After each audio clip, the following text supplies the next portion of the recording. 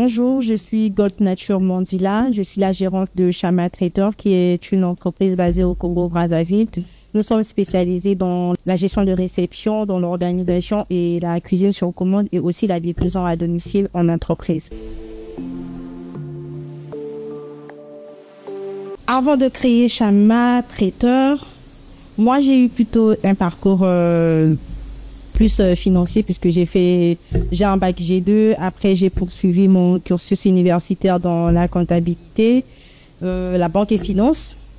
Et après ce cursus-là, je me sentais toujours pas à ma place parce que pour moi, la cuisine, la restauration, c'était quelque chose qui, je dirais, c'est une vocation d'abord. Et aussi, c'est au fil des temps, c'est devenu une passion. Ça s'est transformé en quelque chose de ouf, quoi, que je ne pouvais pas garder en moi, mais que j'ai décidé d'explorer.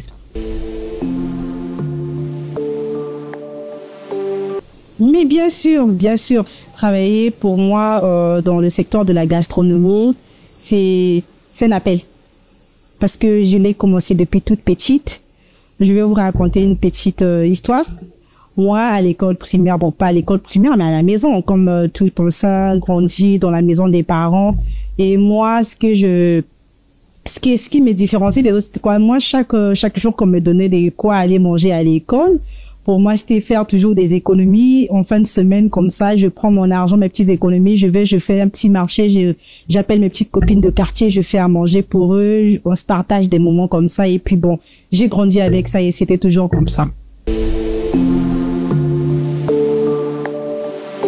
En tant que femme entrepreneur, je dirais ici au Congo, être une femme entrepreneur au Congo, c'est un défi où je pense que ça reste encore quelque chose qu'il faut vraiment développer, discuter, échanger et orienter les femmes dans ce sens-là. Parce que être une femme, parce que ça se limite pas seulement à être une femme, mais pour certaines qui sont encore femmes, mères et femmes au foyer, c'est encore plus compliqué.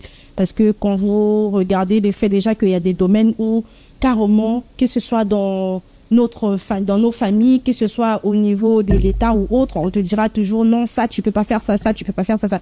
Mais moi, le vrai défi que j'ai rencontré, c'était s'imposer dans ce secteur-là de la gastronomie. Parce que déjà, ce secteur est bourré des hommes et des hommes avec beaucoup de talent. Vous imaginez, tu arrives comme ça, tu dors, tu te réveilles, tu te dis je vais me lancer dans la gastronomie. Et quel genre de gastronomie où tu te dis bon, moi je vais commencer à livrer la bouffe dans les entreprises. Vous imaginez, il y a ce côté où il faut que tu te crées déjà sans boulot. Je me suis levée comme ça. J'ai décidé de le faire parce que à ce moment-là, j'avais vu il y avait un besoin qui était là. Et déjà, je vous rappelle que je l'ai lancé en 2020 pendant la Covid.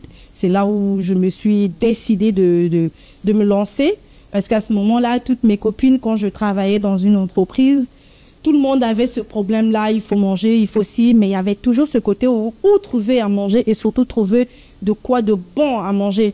Et donc, du coup, je me suis lancée comme ça et il fallait trouver maintenant le matériel qu'il fallait, le financement qu'il fallait pour pouvoir un peu couvrir parce que la demande, elle est là. La demande était là aussi à l'époque, mais il fallait avoir les moyens qu'il fallait pour mettre en place, pour développer ce secteur. Et donc, ça a été un grand challenge, mais au fur et à mesure, je pense que c'est pas encore fini parce que au fur et à mesure, on grandit, il y a plus de besoins, plus de demandes et ça fait que ça finit jamais, quoi. Ça finit jamais. La première personne à qui j'ai parlé à ce projet, c'était Michel Sylvain, qui évolue en France, c'est un Congolais aussi. Mais quand je lui avais expliqué, il avait tout de suite là embrassé le projet et il m'a proposé jusqu'ici. J'ai eu pas mal de gens à l'extérieur. Il y a des mentors comme Madame Anto, elle aussi, elle est chef.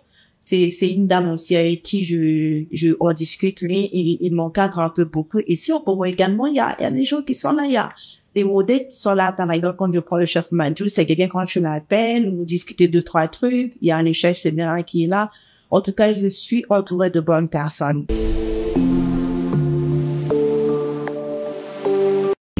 Tout prend de l'enfant en 2020. Je vais dire ça comme ça. En 2020, pendant la Covid. Et À l'époque, j'étais en ville, je fonctionnais en ville, donc le fait de sortir tout le matin, partir, on est en période de Covid, pas de restaurant en ville, pas de ceci, cela, et moi, j'étais des gens de personnes qui quittent toujours à la maison avec sa petite boîte, des trucs à manger et tout. Et tout le temps, tout le monde se tracassait tout le temps pour trouver de quoi manger.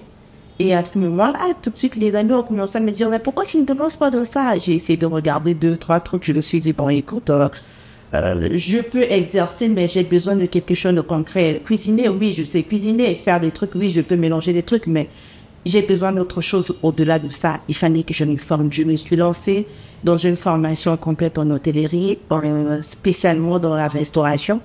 Et c'est à partir de là que moi, j'ai commencé à exercer. J'ai eu à faire mes stages. Je suis passée par l'hôtel Saphir. Je suis passée par pas mal des hôtels, des restaurants ici à Brazzaville. En 2022. En 2022, il y a une date qui m'avait contacté pour son mariage. Ça, c'est quelque chose qui a fait de moi vraiment la personne que je suis aujourd'hui. Je devais organiser son mariage avec 200 personnes. Et moi, je n'avais rien. Pas de matériel, pas d'équipe, pas de quelque chose de concret, en fait. Et ça, et elle me disait seulement, moi, je lui dis, mais moi, je sais pas, et je sais pas comment commencer, ni comment faire. Elle a dit, le reste, c'est que pour moi, tout ce que je sais, c'est que toi, tu es capable de faire quelque chose. Et je te fais confiance. Donc, elle et son mari m'ont fait confiance pour m'ont dit, écoute, nous, on te laisse faire. Je ne connaissais rien en ce qui concerne, j'avais peut-être des compétences en ce qui concerne l'organisation, la gestion des événements et tout, mais j'avais rien de concret. Mais ça, on parle de la cérémonie de mariage de quelqu'un. La cérémonie qui reste à vie. Et à ce moment, ils m'ont confié cet événement-là.